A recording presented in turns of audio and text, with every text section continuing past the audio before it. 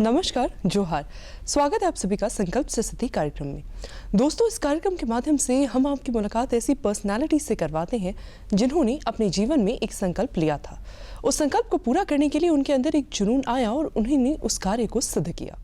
आज इसी क्रम में हमने अपने स्टूडियो में आमंत्रित किया है आई लीड HR की फाउंडर कनिका मल्होत्रा जी को। तो कनिका जी, बहुत बहुत स्वागत है आपका हमारे कार्यक्रम में। Thank you so much. Kanika ji, पहले तो आप हमें ये बताइए कि आपका ये जो कंसल्टेंसी है आई लीड HR, ये क्या करता है और कैसे सर्व करता है, क्या कंसेप्ट है इसका? तो सोनम, आई लीड HR जो है, हम ऑर्गेनाइजेशंस जो छोटे ऑर्गेनाइजेशन MSME जिनकी हम बात करते हैं या startup organisations, micro small medium enterprise, उनको हम रेलेवेंट HR कंसल्टिंग प्रोवाइड करते हैं। जब मैं कंसल्टिंग की बात करती हूँ तो हमारे अलग अलग वर्टिकल्स हैं। एक वर्टिकल हमारा हो गया मैन पावर, जो कि हम उनको हेल्प करते हैं अच्छे स्किल्ड ह्यूमन रिसोर्स देने की। सेकंड हमारा एक वर्टिकल हो गया ट्रेनिंग एंड डेवलपमेंट, जहाँ पे हम इन हाउस जाके ऑर्गेनाइजेशंस के साथ टाई अप करके वहाँ पे लोगों को ट्रेन करते हैं, या फिर हम बाहर आउटसोर्स प्रोग्राम्स करते हैं एंड लोगों को सॉफ्ट स्किल ट्रेनिंग्स प्रोवाइड करते हैं। अभी जिस 21st सेंचुरी में हम रह रहे हैं, कम्युनिकेशन, कोलैबोरेशन, ये कुछ इम्पॉर्टेंट लाइफ स्किल्स हैं जो कि बहुत ज़्यादा डिमांड में भी हैं एंड इनकी रिक्वायरमेंट काफ़ी अलग अलग सेक्टर्स में, कंपनीज में इसकी बढ़ गई है। तो वहाँ पे लोगों को हम इन छोटे मतलब इन सॉफ्ट स्किल्स पे बेसिकली ट्रेन करते हैं। एंड देन अब क्योंकि हम देख रहे हैं कि ग्रोथ हो रहा है, स्टार्टअप्स बहुत आ रहे हैं, एंड देन गवर्नमेंट का फोकस भी जा रहा है छोटे स्मॉल मीडियम एंटरप्राइजेस पे, तो उनको भी हम हेल्प करते हैं उनकी HR पॉलिसीज़, HR प्रोसेसेस बनाने के लिए, एंड देन उसके बाद फिर इम्प्लीमेंट करने के लिए, एंड एंश्योर कि जो हमने बनाया है, उनको दिया है, वो रेगुलरली सारे एम्प्लॉयज़ के द्वारा फॉलो अप हो रहा है। तो 3 भाग में मैं अपना बेसिकली आई लीड HR की सर्विसेज को डिवाइड करूंगी। जिसमें से डेफिनेटली रिक्रूटमेंट, जो मैन पावर है, वो ब्रेड एंड बटर है for any HR consulting, I would say. आमतौर पर अगर हम लोग देखते हैं तो बहुत सारी जो इंडस्ट्रीज़ हैं, बिजनेस यूनिट्स हैं, कॉर्पोरेट्स हैं, उसमें जो हायरिंग के सिस्टम्स हैं, उसके बारे में आप क्या व्यू रखती हैं, या उसके बारे में आप उसको कैसे देखती हैं, उस हायरिंग सिस्टम को? किस तरह से नॉर्मली हायरिंग सिस्टम चलती हैं आमतौर पर किसी भी बिजनेस यूनिट, कॉर्पोरेट या बिजनेस हाउस में? उसके बारे में बताएं, और कितनी हद तक वो पैटर्न सही या गलत होता है, ये भी बताएं। तो मैं पहला क्वेश्चन सोनम इसको रिस्पॉन्ड करूँगी। हायरिंग प्रैक्टिसेस, जितने आपके बड़े ऑर्गेनाइजेशंस हैं, वहाँ पे हायरिंग प्रैक्टिसेस पूरी सेटअप है। उनके पास में इन हाउस HR डिपार्टमेंट है। वो HR डिपार्टमेंट हायरिंग से भी पहले जो कि प्रोसेस होता है टैलेंट को अट्रैक्ट करने का, एंड देन हायरिंग के बाद जिसे हम बोलते हैं ऑनबोर्डिंग या इंडक्शन प्रोसेस, या जब एक एम्प्लॉय ऑर्गेनाइजेशन में आ जाता है तो हम एम्प्लॉय लाइफ साइकिल मैनेजमेंट की बात करते हैं। तो ये सारे प्रोसेसेस एक बड़े ऑर्गेनाइजेशन में, एक MNC कॉर्पोरेट में अच्छे से डेवलप्ड होते हैं एंड काफ़ी हद तक फॉलो भी होते, बिकॉज अगर ये नहीं रहेगा तो हम अच्छे रिसोर्स, अच्छे लोग अपने कंपनी, अपने टीम में नहीं ला पाएंगे। तो अगर बड़े उद्योगों की मैं बात करूँ तो वहाँ पे बहुत इफेक्टिवली एंड अच्छे से फॉलो हो रहा है। हायरिंग प्रोसेसेस बहुत अच्छे से फॉलो हो रहा है। बट अगर मैं छोटे सेगमेंट की बात करूँ तो छोटे सेगमेंट में ये प्रोसेसेस अभी भी इवॉल्व कर रहे हैं।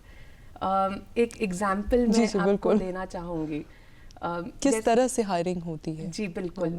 तो जब मैं छोटे सेक्टर्स के साथ, क्योंकि मेरा फोकस ही स्टार्टअप्स एंड छोटे सेगमेंट के साथ रहता है, अभी तो सबसे पहला चीज़ है, हमें क्लैरिटी ही नहीं होती है कि हमें चाहिए क्या है। जब मैं क्लैरिटी की बात करती हूँ, HR के टर्म में हम इसे जॉब डिस्क्रिप्शन बोलते हैं।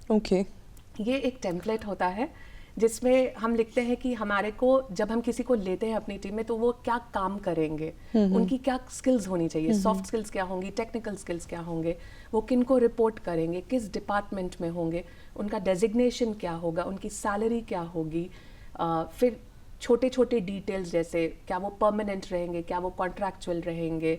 तो ऐसे बहुत सारी डिटेल्स होती है जो कि हम एक जॉब डिस्क्रिप्शन डॉक्यूमेंट में इनकॉर्पोरेट करते हैं। काफ़ी स्ट्रक्चर्ड में, बहुत स्ट्रक्चर्ड होता है।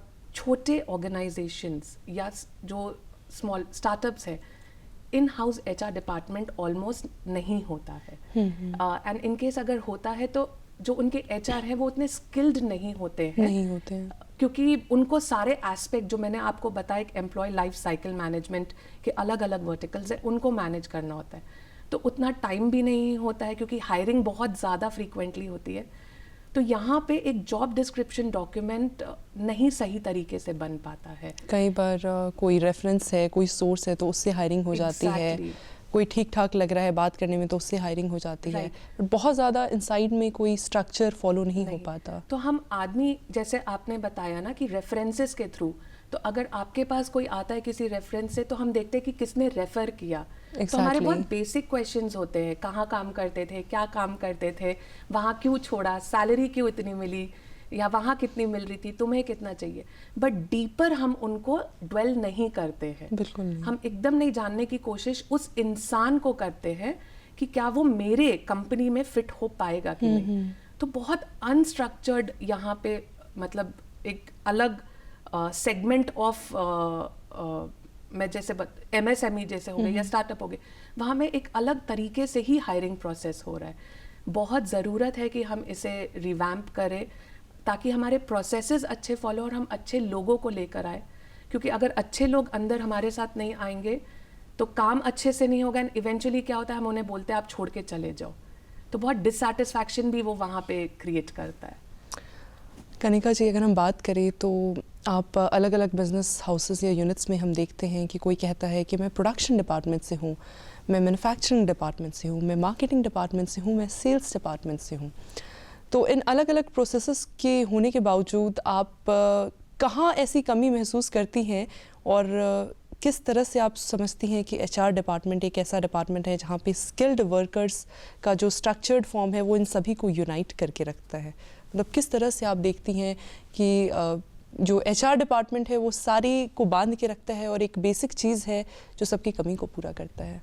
सोनम, आई थिंक आपने जो डिपार्टमेंट्स की नाम ली ना, प्रोडक्शन हो गया, मार्केटिंग हो गया, सेल्स हो गया, फिनेंस हो गया, देन हमारे बैक ऑफिस हो गए, ऑपरेशंस हो गए, ये सारे डिपार्टमेंट्स में अगर आप देखोगे इनके अपने अपने एक बिजनेस हेड हो गए, इनके अपने अपने टीम मेंबर्स हो गए, बट उनको बांध के कौन रखेगा? उनको बांध के एक HR डिपार्टमेंट ही रखता है। प्रोडक्शन का काम ये देखना है कि हमने कितने यूनिट्स प्रोड्यूस किए, कितने हमारा प्रोडक्शन असेंबली लाइन ठीक से चल रहा है कि नहीं। मार्केटिंग का काम है ये देखना कि क्या हमारी प्रोडक्ट की सही तरीके से मार्केटिंग हो रही है कि नहीं, क्या कस्टमर को जैसे हम प्रेजेंट करना चाह रहे हैं क्या वो कस्टमर उसे वैसा देख रहा है कि नहीं। सेल्स का काम है कि हमारे टारगेट्स अचीव हुए कि नहीं। बट ये जो ह्यूमन एस्पेक्ट है ये सारे वर्टिकल्स या डिपार्टमेंट्स में मिसिंग हो जाता है। तो ह्यूमन रिसोर्स डिपार्टमेंट जो है ह्यूमन एस्पेक्ट को इन सारे डिपार्टमेंट्स में लाता है। तो बोलते तो है कि हम HR बहुत हायरिंग करता है, HR पेरोल करता है, HR कंप्लायंस करता है, HR ट्रेनिंग देता है, बट ये सारी चीज़ों को अगर आप देखो ह्यूमन एस्पेक्ट जो है वो एक जो HR डिपार्टमेंट में बैठ रहा है वही देता है। तो HR डिपार्टमेंट अगर आप मुझसे पूछो बहुत ही इम्पॉर्टेंट एंड एसेंशियल फंक्शन है। एंड HR का काम खाली एडमिनिस्ट्रेटिव एंड ऑपरेशनल वर्क में नहीं, वो पर्सनल कनेक्ट में होना चाहिए। तो वो पर्सनल कनेक्ट कैसे बनना चाहिए, उसके लिए क्या एक्टिविटीज़ होनी चाहिए, क्या इनिशिएटिव्स होने चाहिए, एक स्पेशलाइज्ड पर्सन जो उस डिपार्टमेंट में है उससे बेहतर और अच्छे से कोई नहीं। बाकी सारे डिपार्टमेंट्स जैसे प्रोडक्शन, ऑपरेशंस, मार्केटिंग, वो स्पेशलाइज्ड कनेक्ट पे फोकस नहीं कर पाते एक्सेप्ट दी HR। राइट, उनका स्पेशलाइज्ड उनका फोकस कहाँ पे रहेगा? उनका फोकस रहेगा उनके पर्टिकुलर फील्ड में। बट ह्यूमन को बांध के रखना, ह्यूमन एस्पेक्ट लाना, वो HR से बेहतर और कोई नहीं कर सकता। मैम, मेरे माइंड में क्वेश्चन आ रहा है कि नॉर्मली हम लोग देखते हैं कि HR में जो विमेन हैं उनको ज़्यादा प्रेफरेंस दी जाती है। नॉर्मली हम देखते हैं मैक्स टू मैक्स प्लेसेस में मेल्स को इंक्लूड नहीं किया जाता, फीमेल्स को ज़्यादा प्रेफर किया जाता है HR के रोल में। इसका क्या कारण है और आप इस चीज़ को या इस कंसेप्ट को किस तरीके से व्यू करती हैं? सोनम, थोड़ा सा मैं यहाँ पे चेंज करूँगी। जितनी जूनियर लेवल पोजीशंस है या junior to mid level position है, आज हम इंडिया की बात करें तो हमारे बड़े बड़े जितने कॉर्पोरेट्स हैं, बड़े जितने MNCs हैं, those are held by lot of मतलब सारे मेल्स उसमें डोमिनेट कर रहे हैं. ओके. फीमेल्स है, फीमेल्स जूनियर पे है, जूनियर टू मिड पे है, वहाँ पे वो काफ़ी अच्छा काम कर रहे हैं. अगर मैं ये चीज़ बोल पाऊँ, क्योंकि हमारे वर्क एनवायरनमेंट, वर्कफोर्स जो है बहुत ज़्यादा उसमें मेन है, एंड फीमेल से अच्छा मेन को कोई नहीं हैंडल कर सकता. सो प्रॉबेबली आई थिंक ये एक अच्छा रहता है कि जहाँ पे हमारे परसेंटेज ऑफ मेल एम्प्लॉयज़ है तो वहाँ फीमेल उनको ह्यूमन एस्पेक्ट लाना, या जो छोटी छोटी प्रोसेसेस हो गए एचआर की, वो उनके साथ कनेक्ट ज़्यादा अच्छे से कर पाती हैं. ओके. तो इसीलिए आप देखोगे कि जैसे मैंने बोला जूनियर, मिड टू सीनियर, ये यहाँ पे आपको फीमेल्स बहुत मिलेंगी. क्या कारण है मैम कि मिड टू सीनियर में फीमेल्स ज़्यादा मिलती हैं as an HR for handling all the human resources, and higher level पे मेन मिलते हैं as HR to handle the human resources? क्या कारण है इसके पीछे? इसको सोनम हम एक पिरामिड के स्ट्रक्चर में देखेंगे.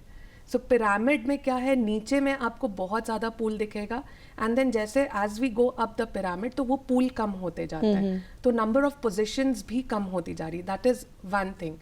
सेकेंड, फीमेल्स के साथ में सबसे बड़ा चैलेंज है उनको घर एंड बच्चा देखना ही देखना है. बिल्कुल. तो जहाँ पे ये चीज़ आ जाती है, most of the females maternity break पे चल जाती है.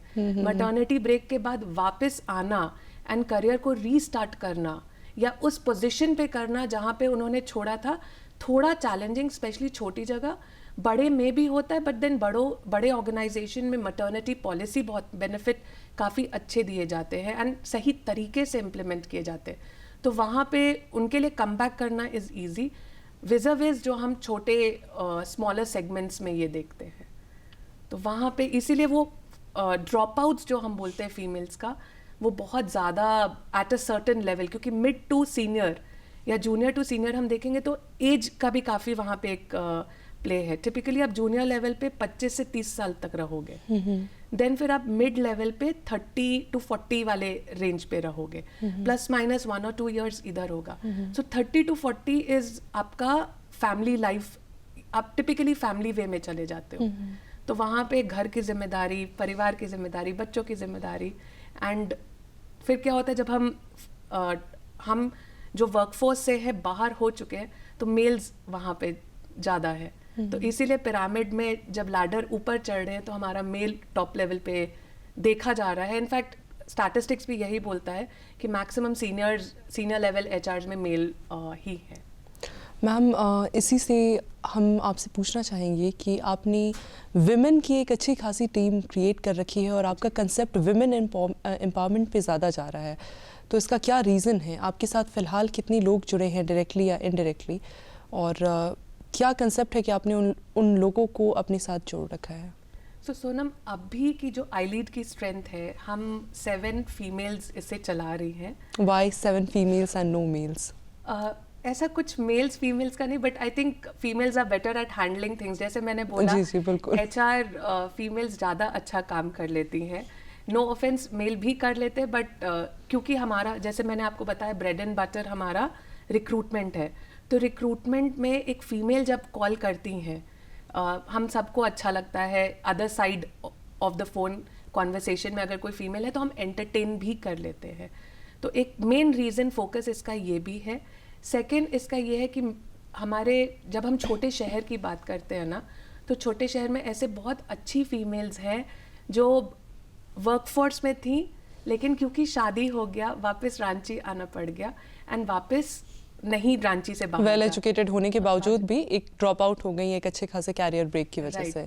तो ऐसे फीमेल्स को फिर मैंने आइडेंटिफाई किया रांची में, एंड उनको अपनी टीम का हिस्सा बनाया, एंड अब हम साथ मिलके ग्रो कर रहे हैं. मैम, अगर बात करें रिक्रूटमेंट प्रोसेसेस की, जो कि आपका नीश है, तो आप उस रिक्रूटमेंट प्रोसेसेस में quality man power, quality human resources ensure करती हैं, कैसे इंश्योर करती हैं? सोनम, जब मैंने स्टार्ट किया था आईलीड को अराउंड 6 years ago, इनफैक्ट अभी ही हमने 15th of February को इसका 6th एनिवर्सरी सेलिब्रेट किया. Okay, congratulations. Thank you so much.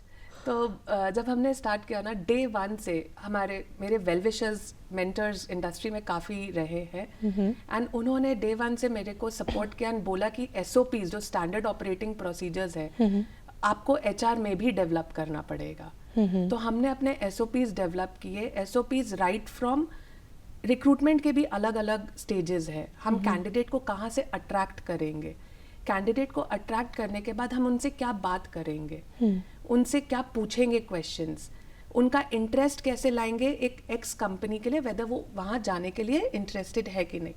Interest आ जाता है तो आगे कंपनी को कैसे हम वो प्रोवाइड करेंगे डेटा, कंपनी से हम फॉलो अप कैसे करेंगे। उसके बाद अगर कैंडिडेट उन्हें अच्छा लगता है तो कैंडिडेट को इंटरव्यू के लिए कैसे भेजना है, इंटरव्यू के लिए भेजने के लिए एक फॉर्मेट, मतलब उसके लिए भी हमने एक प्रोसेस बनाया है। एक मेल है, फ़ोन पे बात करते, मैसेज भेजते, ईमेल भेजते, तो हर चेक्स हमने अलग अलग स्टेजेस पे लगा के रखे हैं ताकि पता रहे कि कौन सा कैंडिडेट है, किस कंपनी में जाना है, कंपनी की जो रिक्वायरमेंट है, जैसे जो मैंने जेडी डॉक्यूमेंट आपको बताया, तो क्या वो जेडी डॉक्यूमेंट को मैच कर रहा है कि नहीं। तो हमने भी ना इंटरनल एक टेम्पलेट फॉलो किया हुआ है। JD document, job description document. तो हमने इंटरनल अपनी टीम के साथ में एक टेम्पलेट बनाया हुआ है। इस टेम्पलेट में हम कैप्चर करते वो सारी चीज़ें जो कंपनी को, क्लाइंट, हमारे जो क्लाइंट है उनको चाहिए, एंड देन क्लाइंट की जो रिक्वायरमेंट आती है उसके बेसिस पे हमारी जो टीम मेंबर्स हैं उनको रेट करती हैं। अगर उन्होंने बोला कि मेरे को नेगोशिएशन स्किल्स चाहिए ही चाहिए, सेल्स की अगर मैं बात करूँ, अगर सेल्स का कैंडिडेट उनको चाहिए, तो सेल्स में कम्युनिकेशन एक हो गया, इन्फ्लुएंसिंग हो गया, प्रेजेंटेबिलिटी हो गया, नेगोशिएशन हो गया, ये सारी चीज़ें काफ़ी important apart from product knowledge.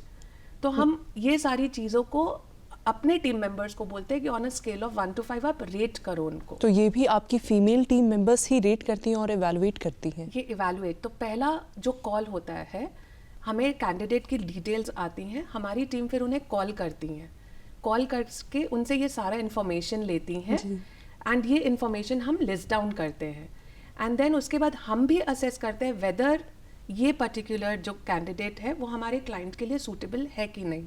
अगर सूटेबल होता है तो हम आगे भेजते, प्रोसेस करते हैं उसको। अगर नहीं सूटेबल है, ऐसा बहुत बार हुआ है जब मैं खुद जाके क्लाइंट को बोली हूँ कि मुझे लगता है कि ये कैंडिडेट नहीं आगे हमें बढ़ना चाहिए, एंड ऐसे आप प्लीज़ ड्रॉप कर दो। तो वो आप मैनुअली और खुद से ही देखते हो, कोई सॉफ्टवेयर्स का यूज़ नहीं करते उसके लिए? सॉफ्टवेयर हमारे सोर्सिंग के लिए है। हाउएवर, जैसे मैंने बोला, ह्यूमन एस्पेक्ट, हम जितने AI टूल्स ले आए, आर्टिफिशियल इंटेलिजेंस टूल ले आए, हम जितने, बहुत सारी वेबसाइट्स है जो कि आपको, जैसे कि जॉब स्कैन करके एक वेबसाइट है जो कि आपको एक जॉब की क्या रिक्वायरमेंट है, जो जॉब डिस्क्रिप्शन है वो पूरा लिस्ट डाउन कर देती है, एंड कैंडिडेट का जो रेज्यूमे है उसका मैचिंग करती है कि वो कितना परसेंटेज ऑफ मैचिंग है। बट वो एक मैच आपको दे सकता है जब तक आप इंसान से बात नहीं करोगे, आप उनको समझोगे नहीं, उन्हें क्यों नौकरी की दरकार है या वो क्यों छोड़ रहे हैं किसी जॉब को। जब तक वो ह्यूमन एंगल आप नहीं लाओगे ना, तो आप सही कैंडिडेट को सही जगह नहीं दे पाओगे। तो ये सारी प्रोसेस, ये सारी जो चेकलिस्ट है एट अलग अलग स्टेजेस, ये हमारी टीम बेखूबी इसे फॉलो करती है। मतलब कुछ पार्ट सॉफ्टवेयर्स का होता है, आर्टिफिशियल इंटेलिजेंस का होता है, और कुछ पार्ट आपकी टीम मेंबर्स का होता है। मैम, अगर हम बात करें आज के सेक्टर में, आज के युग में अगर हम देखें तो मोस्ट ऑफ द सेक्टर्स जो है, बिजनेस सेक्टर्स हो गए, इंडस्ट्रियल यूनिट्स हो गए, स्किल्ड मैन पावर की कमी से जूझ रहे हैं। इस चीज़ को आप कैसे देखती हैं और इसका क्या मुख्य कारण आपको लगता है कि क्यों जूझ रहे हैं स्किल्ड मैन पावर की कमी से? सोनम, इसका सबसे बड़ा रीज़न है कि हम अपने आप को अपग्रेड नहीं करते। हम एज अ बिजनेस यूनिट और एज अ स्टार्टअप फर्म नहीं, as a candidate, as a candidate हम अपने आप को अपग्रेड, हमने कॉलेज में पढ़ाई की, हम यही समझते कि हमने जो कॉलेज में पढ़कर आया वो हमें जिंदगी भर हमारा साथ देगा। बट कॉलेज की degree is just an entry point to an organisation. आप ऑर्गेनाइजेशन में कैसा परफॉर्म कर रहे हो, पहला तो आपको ऑर्गेनाइजेशन समझना होगा, सेकंड वहाँ की क्या स्किल्स रिक्वायरमेंट है, जो मैं बार बार स्किल्स की बात कर रही हूँ, वहाँ सॉफ्ट स्किल की क्या रिक्वायरमेंट है, वहाँ टेक्निकल स्किल की क्या रिक्वायरमेंट है, एंड उसके लिए मैं एज एन इंडिविजुअल अपने ऊपर क्या मेहनत कर रहा हूँ या कर रही हूँ। 90% of individuals do not do that. मतलब हम फेल हो जाते हैं क्योंकि हम एक बड़ा पिक्चर नहीं दिखते, हमें दिख रहा है कि मैं काम कर रहा हूँ, मैं काम सही कर रहा हूँ, बट क्या मैं अपने आप को अपग्रेड कर रहा हूँ? तो वो जो अपग्रेडेशन का प्रोसेस है ना, वो कहीं ना कहीं लैक हो चुका है। इसी के चलते थैंकफुली कोविड आया तो हमें ऑनलाइन यूडेमी, कोर्सेरा जैसे आए, जहाँ पे लोगों ने जाके कुछ अपग्रेड स्किल्ड कोर्सेस सीखना शुरू किया। बट अदरवाइज रोज़मर्रा की लाइफ में हम इतने भागते जा रहे हैं ना कि अपने ऊपर फोकस नहीं जा रहा है, एंड क्योंकि हम अपने ऊपर फोकस नहीं कर रहे हैं, मार्केट को चाहिए है। इंडस्ट्री इस कमी को कैसे पूरा करेगा मैम? ये तो कमी है, इंडस्ट्री इस कमी को कैसे पूरा करेगा? और मोस्ट ऑफ द टाइम्स हम लोग ये भी देखते हैं कि जो कॉर्पोरेट फर्म्स या इंडस्ट्रीज़ हैं वो कैंडिडेट्स को ऐसी सैलरी ऑफर करते हैं जो कि सस्टेनेंस के लायक भी नहीं होती है। आप तो बखूब जान रही होंगी। तो इस चीज़ को आप कैसे देखती हैं, और इसी के साथ साथ इंडस्ट्री ये स्किल्ड लेबर फोर्स की कमी को कैसे पूरा करेगा? तो सोनम, आप बड़े अगर ऑर्गेनाइजेशंस की बात करो तो उन्होंने क्या किया है, proper processes, training venue setup कर दिए। इन्फोसिस ने मैसूर में ट्रेनिंग सेटअप, चेन्नई में सेटअप करके रखा हुआ है। तो बड़े ऑर्गेनाइजेशन ट्रेनिंग्स तो देते ही, तो 3 महीने की उनकी स्ट्रिंजेंट प्रोसेस होती है जहाँ पे वो लोगों को train, this is initial training that I am talking about. इसके बाद में समय समय पे रेगुलर ट्रेनिंग्स के लिए वो पुश करते रहते हैं। रांची की ही एक कंपनी है जिसे मैं जानती हूँ, वो एवरी 6 मंथ्स अपने माइक्रोसॉफ्ट में वो डील करते हैं, माइक्रोसॉफ्ट के प्रोडक्ट का वो काम करते हैं। एवरी 6 मंथ्स अपने टीम मेंबर्स को वो ट्रेनिंग लेने के लिए बोलते हैं, क्योंकि बिजनेस एनवायरनमेंट इतना फास्ट चेंज हो रहा है ना। आज ये हमारा स्किल जावा में, आज जावा अगर बूम पे है तो कल पाइथन आ रहा है, कल पाइथन है तो उसके बाद में लारा आ रहा है। मतलब इतनी छोटी छोटी निश स्किल्स मार्केट को टेक ओवर कैप्चर कर रही हैं। तो जो ऑर्गेनाइजेशन समझ रहे हैं वो इन हाउस भी डेवलप कर रहे हैं। उन्होंने अपनी एक यूनिवर्सिटी टाइप की बनाई हुई है। फॉर दैट मैटर आप बोलो, जब मैंने अपना करियर स्टार्ट किया था ओरेकल में, तो ओरेकल 2009 उन्होंने एक ओरेकल यूनिवर्सिटी ही बना के रखी हुई है। एंड वो अपने में ही एक ऑनलाइन यूनिवर्सिटी एंड ऑफलाइन दोनों का मॉड्यूल है, जहाँ पे उन्होंने जो स्किल्स एम्प्लॉयज़ को वहाँ इंटरनली रिक्वायर्ड है उनकी पूरी ट्रेनिंग, अप्रेजल्स जो हाइक बोलते हैं या जो रेटिंग्स हम बोलते हैं उस पर डिसाइड होता है। तो चेक पॉइंट्स बड़े जगह में तो है, छोटे जगह में अनफॉर्चुनेटली ये कैप्चर नहीं हो पा रहा है छोटी ऑर्गेनाइजेशंस में। एमएसएमई जो है उसमें आप इस चीज़ को कैसे इंश्योर करते हैं? क्योंकि बड़ी ऑर्गेनाइजेशंस तो अपने के लिए खुद एक सेटअप क्रिएट कर सकते हैं, बट एमएसएमईज का क्या, वो कैसे मतलब इस चीज़ को डील करते हैं? एमएसएमईज टू बी ऑनेस्ट अभी तक इन्होंने जितनी मेरी नॉलेज है, most of the MSMEs have not incorporated it. Okay. देखिए फोकस क्या है वहाँ पे, focus is more on business, focus is more on profits. जहाँ फोकस हमारा बिजनेस एंड प्रॉफिट्स पे जाएगा वहाँ हमारे जो बाकी एस्पेक्ट्स हैं वो कम होते जाएंगे। क्योंकि उनके एमएसएमईज क्या है, मोस्टली आपके बड़े कंपनीज के एंसिलरी यूनिट्स होंगे, डीलर्स या डिस्ट्रीब्यूटर्स होंगे, जिनके ऊपर बड़े जो ऑर्गेनाइजेशन है उनका प्रेशर है टारगेट्स अचीव करने का। तो जैसे ही हम टारगेट्स के पीछे भाग रहे हैं, नंबर्स के पीछे भाग रहे हैं, तो जो ह्यूमन एस्पेक्ट, जो मैं बार बार बोल रही हूँ आपको, ह्यूमन एस्पेक्ट हम लूज आउट कर देते हैं। एमएसएमईज को अगर देखा जाए तो एमएसएमईज के पास अगर स्किल्ड लेबरर्स और स्किल्ड वर्कफोर्स रहे तो डेवलप तो वो करेंगे ना। हाँ जी। तो इसके लिए क्या विकल्प आपको व्यू आप कर पा रही हैं? आई थिंक एमएसएमईज को जैसे स्किलिंग सेंटर्स होते हैं ना, उन स्किलिंग सेंटर्स के साथ में टाइप्स करना बहुत ज़रूरी है। ओके। अब स्किलिंग सेंटर्स जैसे फॉर दैट मैटर हमें सेल्स से रिलेटेड अगर स्किलिंग या सेल्स की रिलेटेड हमें अगर ट्रेनिंग देनी है तो स्किलिंग सेंटर्स कैन हैव एक प्रोडक्ट का स्किल अपग्रेड एंड एक सॉफ्ट स्किल का स्किल अपग्रेड। तो उस हिसाब से अगर हम स्किलिंग पे फोकस करेंगे that can be one. Second, ऐसे बहुत सारे ट्रेनर्स हैं जो कि आपको इन हाउस आके ट्रेनिंग देते हैं, तो iLead is also one of them. Okay. तो आप ट्रेनर्स को इन्वॉल्व कीजिए जो कि रेगुलर आपको आपके एम्प्लॉय वर्कफोर्स को ट्रेन करते रहे। मैम बात करें अगर आपके रेवेन्यू जनरेशन मॉड्यूल की, तो आपका जो रेवेन्यू जनरेशन है वो किस तरह से पॉसिबल हो पाता है आपके इस कंपनी में या इस बिजनेस में? तो सोनम, जैसे मैंने बताया कि मैन पावर रिक्रूटमेंट हमारा ब्रेड एंड बटर है।